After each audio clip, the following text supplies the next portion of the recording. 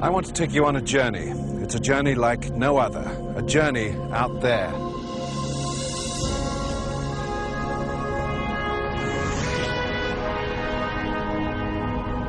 Look up at the night sky. What do you see? The planets, the stars, a million points of light. You're looking at your universe. This series will take you there. We'll experience firsthand the wonders of the universe, its power and its danger.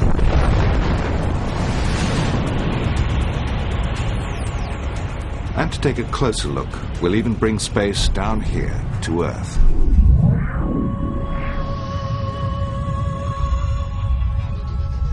We'll seek out alien life.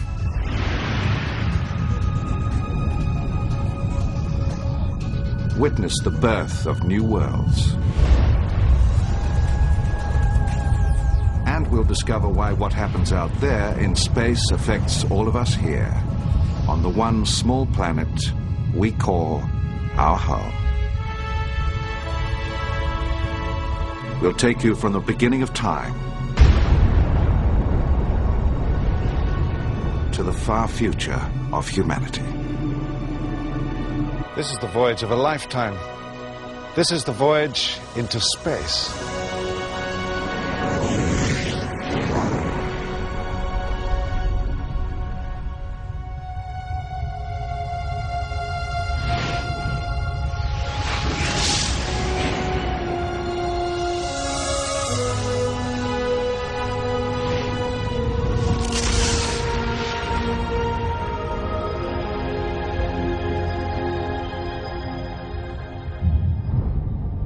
We begin with the big question.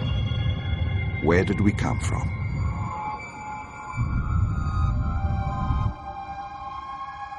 Aliens. What would you think if I told you that you, me, everyone came from outer space? Weird though it sounds, it's true. We're all aliens. Once upon a time, every single thing that makes us what we are came from the stars.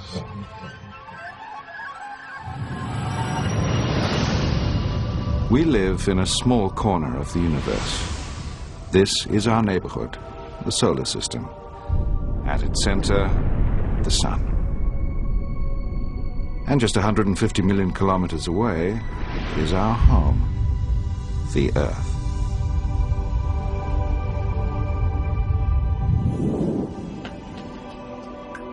It's an astonishing planet. The only place we know of in the whole universe where conditions are right for life. The air we breathe. Rich seas and oceans. Our planet is alive.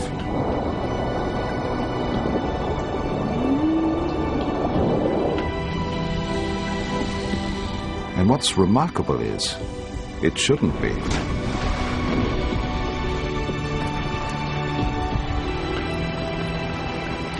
Life on Earth shouldn't even exist.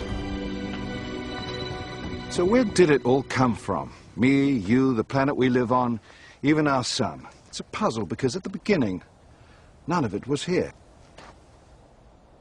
Let me show you what I mean. This is the moment it all started, the Big Bang.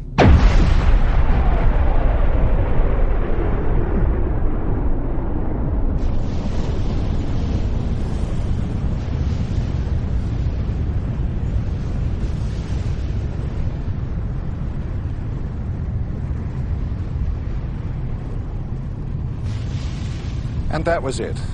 The Big Bang created the universe, but a universe containing only a vast cloud of hydrogen gas. So how did something so featureless create our world? And how did it create us? The journey from nothing but a cloud of hydrogen to the building blocks of life is extraordinary. The calcium in my bones, the oxygen we breathe, where did it come from? It all began at the time the universe gave birth to the stars. For millions of years, the entire universe was nothing but the single vast cloud of hydrogen gas created in the Big Bang.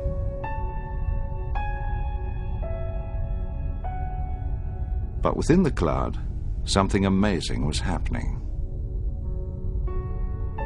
Shock waves from the Big Bang were echoing through the cloud, making it billow and swirl. Huge whirlpools of hydrogen formed, sucking in more and more of the cloud that created them, spinning them tighter and faster to form huge balls of gas.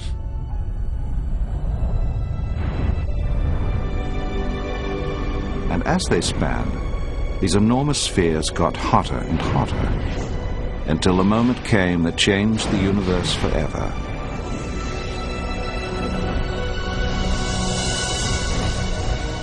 The first ever stars were born.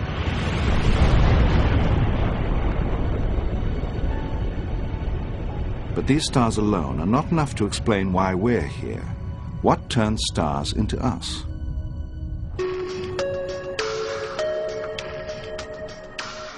Beneath the deserts of Arizona is a device which may reveal the answer. Lawrence Krauss is a physicist, but this isn't a lab he's visiting. It's a weapons silo.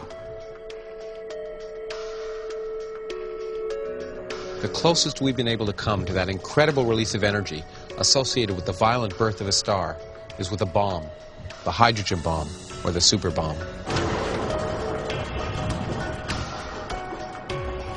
Hidden in bunkers like this is a technology that allows us, for a moment, to understand what goes on in the heart of a star.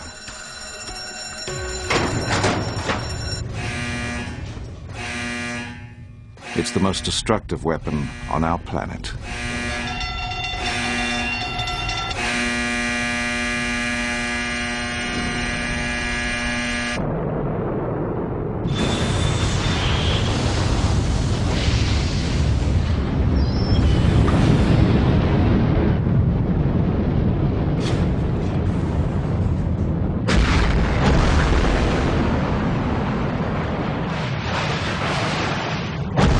This is the power of a hydrogen bomb. It's the same hydrogen that fuels the fire of every star in the universe.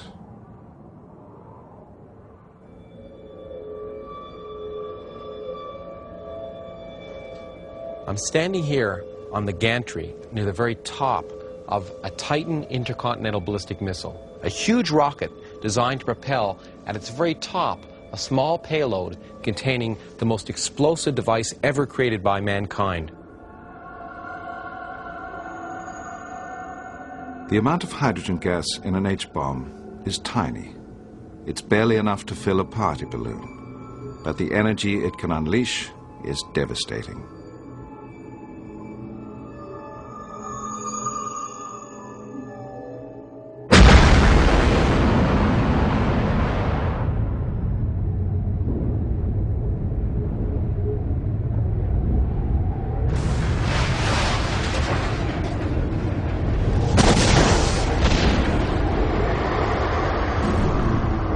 This is the same energy which keeps the stars alight.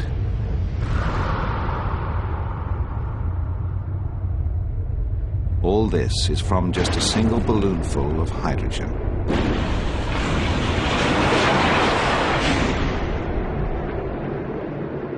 The ball of hydrogen that makes a star is 1 million kilometers across. A star releases the energy of millions of H-bombs every second.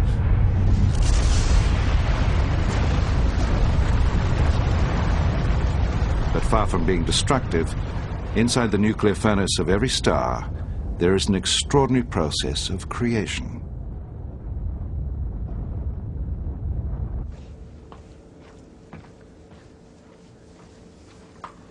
As I stand here in the bottom of this silo and look up at the thermonuclear device 100 feet above me, if it were to go off, in an instant, I and everything in a 10-mile radius would be evaporated. But in that same instant, it's quite likely that almost every